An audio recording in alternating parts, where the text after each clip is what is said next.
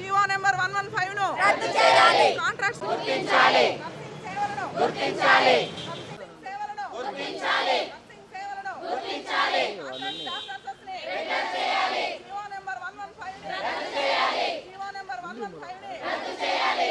గుర్తించాలి. Contract staffers ని regular చేయాలి. సక్సెస్ సేవలను గుర్తించాలి. సక్సెస్ సేవలను గుర్తించాలి. జీవో నెంబర్ 115 రెగ్యులర్ చేయాలి. జీవో నెంబర్ 115 ను రద్దు చేయాలి. ప్రభుత్వం మాతో సహకరించాలి. ప్రభుత్వం మాతో సహకరించాలి. సేవలను గుర్తించాలి. నా పేరు సౌందల అండి. మేము రుయా హాస్పిటల్లో స్టాఫ్ నర్స్గా వర్క్ చేస్తున్నాము. గత 10 ఇయర్స్ నుంచి కాంట్రాక్ట్ పద్ధతిలో వర్క్ చేస్తున్నామండి.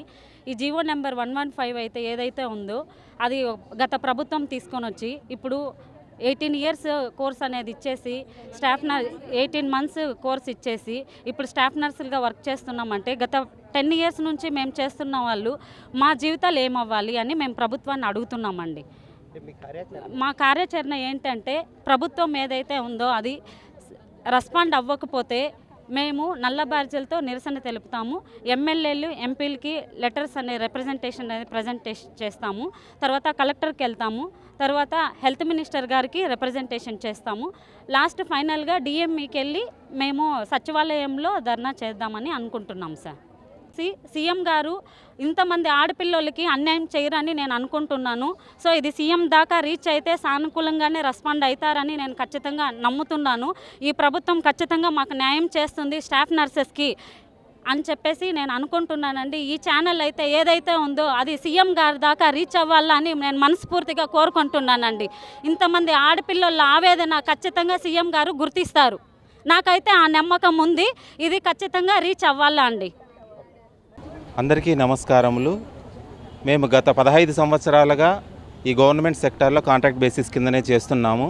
2008-9లో పాస్ అయ్యి 2011లో రూల్ ఆఫ్ రిజర్వేషన్ పాటించి శాంక్షన్ పోస్టుల్లో రెగ్యులర్ వేకెన్సీల కింద గత ప్రభుత్వము వేతనాలు చెల్లించలేము, ప్రస్తుత ఆర్థిక పరిస్థితి దృష్ట్యా మిమ్మల్ని అందరినీ కాంట్రాక్ట్ బేస్లో తీసుకుంటున్నాము, భవిష్యత్తులో మిమ్మల్ని రెగ్యులరైజ్ చేసి ఆ స్కేల్ ఫిక్స్ చేస్తామన్న ఒక హామీతో మమ్మల్ని అందరినీ నియమించుకోవడం జరిగింది.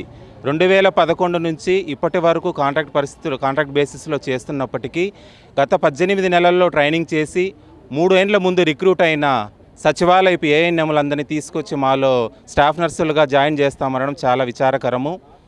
ఇదే సచివాలయం పోస్టులకి మేమంతా అప్లై చేసుకోవాలనుకున్నప్పుడు ఇప్పుడున్న పరిస్థితుల్లో గవర్నమెంట్ ఉద్యోగం అంటే ప్యూన్ ఉద్యోగం అయినా వెనక్కి పోవటం లేదు, ఎంఎస్సీలు ఎంఏలు చేసినా కూడా. అలాంటిది ఆ సచివాలయం పోస్ట్ రెగ్యులర్ పోస్ట్ అనడంతో మేమందరం కూడా రెగ్యులర్ పోస్ట్ పొందుకోవచ్చనే ఒక ఉద్దేశంతో ఎంఎస్సీలు general nursing 3.5 year, BSc nursing 4.5 year ఎంఎస్సీలు చేసినప్పటికీ కూడా అప్లై చేసినప్పుడు మీరంతా ఓవర్ క్వాలిఫైడ్, మీరు ఈ పోస్టులకు ఎలిజిబిలిటీ రాదు, ఓవర్ క్వాలిఫికేషన్ ఉంది కాబట్టి మేము మిమ్మల్ని తీసుకోవటం లేదని చెప్పి ఏఎన్ఎంలు మాత్రం రిక్రూట్మెంట్ చేసుకోవడం జరిగింది. ఇప్పుడు అదే ఓవర్ క్వాలిఫికేషన్ లేకి లో క్వాలిఫికేషన్ ఉన్న ఏఎన్ఎంని ఏ విధంగా తీసుకొస్తారని ఈ ప్రభుత్వాన్ని మేము ప్రశ్నిస్తున్నాం.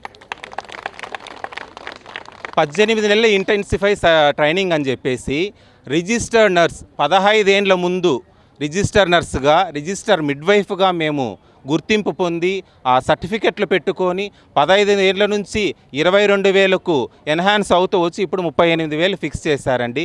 ఇప్పటి వరకు 15 ఏళ్ళు చేస్తున్న మమ్మల్ని వదిలేసి ఏదో ఇప్పుడు చేసేశారు, కరోనాలో వాళ్ళు సాధించేశారు అని చెప్తున్నారు. మేము ఏఎన్ఎంలను తప్పు పట్టడం మా ఉద్దేశం కాదు, వాళ్ళ పనికి మేము వ్యతిరేకం కాదు. కాకపోతే వాళ్ళ జీవోల పైన వాళ్ళకే స్పష్టత లేదు. 5,000 స్టాఫ్ నర్స్ పోస్ట్కి ఇంటెన్సివ్ ఇవ్వడం ఏంటండి? ఇస్తే నువ్వు ఒకవేళ రైటరాలుగా నువ్వు ఇచ్చావు జీవో ప్రకారం అంటే స్టాఫ్ నర్స్ స్కేల్ ఇవ్వమనండి, అప్పుడు ఒప్పుకుంటాము. అంతేగాని 5,000 ఇచ్చి ఏదో తూతూ మంత్రంగా స్టాఫ్ నర్సులని మా మధ్యకి తీసుకొని రావడం మేము వ్యతిరేకిస్తున్నాము. అదేవిధంగా ఏఎన్ఎంలు కోవిడ్ సమయంలో బాగా పనిచేశారు అంటున్నారు. Being a district hospital staff nurses ఈ హాస్పిటల్ రుయో హాస్పిటల్ మొత్తము కోవిడ్ హాస్పిటల్గా పనిచేసింది. అప్పుడు పెళ్ళాలను వదిలేసి, పురుషులైతే భార్యలను వదిలేసి, స్త్రీలైతే భర్తలను, ఫ్యామిలీలను వదిలేసి ఇక్కడ క్వార్టర్స్లో ఉంటూ, హాస్టల్లో ఉంటూ 24 గంటలు కిట్లు వేసుకొని పనిచేసిన వాళ్ళు మేము. గోడల మీద ఏఎన్ఎం లాగా మాత్రలు పెట్టలేదండి, మేము ఏదో పెట్టి చేయలేదు. అంబులెన్స్ యాడో ఉంటే ఈడ ఏఎన్ఎం నిలబడుకొని అంబులెన్స్ ఎక్కించిన సందర్భాలు మేము కళ్ళారా చూసాము. మా కడుపు బాధ అవుతుంది కాబట్టి మేము ఇప్పుడు ఎక్స్ప్రెస్ చేస్తున్నాము. ఇది చూసాం కాబట్టి అలాంటి వాళ్ళని చేస్తున్నారు. మామూలు కూడా గుర్తించండి, కిట్లు వేసుకొని 24 గంటలు 24 అవర్స్ చేసి 2 డేస్ డే ఆఫ్లో ఉండి again third day full 24 hours duty చేసిన సందర్భాలు మేము ఉన్నాయి. కిట్లు వేసుకొని మేము పోలేదా? డైరెక్ట్ పేషెంట్ కాంటాక్ట్ అవ్వలేదా? ఎంతమందికి మాకు కోవిడ్ రాలేదు? మా ఫ్యామిలీలో మా స్టాఫ్లలో ఎంతమంది వాళ్ళ తమ్ముళ్ళను కావచ్చు, భర్తలను కావచ్చు, భార్యలను కావచ్చు, ఎంతమందిని కోల్పోలేదండి? ఇలాంటి కోల్పోయిన వాళ్ళని గుర్తించకుండా ఏదో ఇప్పుడు వచ్చారు 3 ఏళ్ల ముందు రిక్రూట్ అయ్యి స్టాఫ్ నర్స్ పోస్టులోకి వస్తే 15 ఏళ్ల నుంచి రూల్ ఆఫ్ రిజర్వేషన్లో జాయిన్ అయ్యి శాంక్షన్ పోస్టులో అగైనెస్ రెగ్యులర్ పోస్టులో జాయిన్ అయ్యి మేము ఉన్న మమ్మల్ని స్టాఫ్ నర్స్ చనిపోయినారు, రెగ్యులర్ పోస్టులో జాయిన్ అయిన మమ్మల్ని పక్కన పెట్టేసి ఇప్పుడు వచ్చిన 3 ఏళ్ల ముందు వాళ్ళు చేస్తుంటే ఇది ఎంతవరకు న్యాయం అండి? అధికారులు అంటే అందరికీ న్యాయం చేయాలి. ఒక జీవోని తెస్తున్నావంటే, ఒక విషయాన్ని బయటకు తెస్తున్నావంటే దీని ముందు పరిణామాలేమి వెనక పరిణామాలేమి ఎవరైనా ఉన్నారా? 2016 నుంచి ఈ హాస్పిటల్లో పనిచేస్తున్నాం. 2010లో పాస్డ్ అవుట్ అయ్యాము. 15 ఏళ్ల నుంచి ఉద్యోగ భద్రత లేకుండా ఇప్పుడు వచ్చిన 3 ఏళ్ల వాళ్ళని తీసుకొచ్చి స్టాఫ్ నర్సులుగా ఇస్తున్నాము, మీరు తీసుకోండి అంటే మేము ఒక కేసును అసెస్ చేస్తామండి.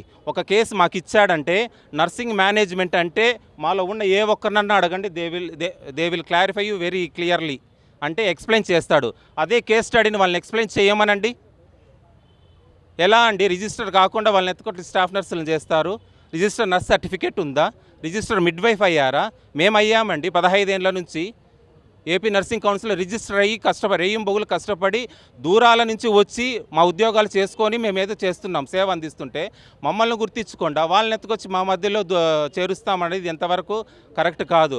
దయచేసి గత ప్రభుత్వం చేసిన తప్పులు ఈ ప్రభుత్వం అన్న గుర్తించి అందరికీ సమన్యాయం చేసి మా యొక్క సేవలను గుర్తించి ఇన్ని రోజుల నుంచి పడుతున్న కష్టాన్ని ఏ విధంగా రిక్రూట్ అయ్యారనేది దృష్టిలో పెట్టుకొని మమ్మల్ని అందరినీ రెగ్యులరైజ్ చేయవలసిందిగా ఈ ప్రభుత్వాన్ని కోరుతున్నాం. Thank you. రూల్ ప్రకారం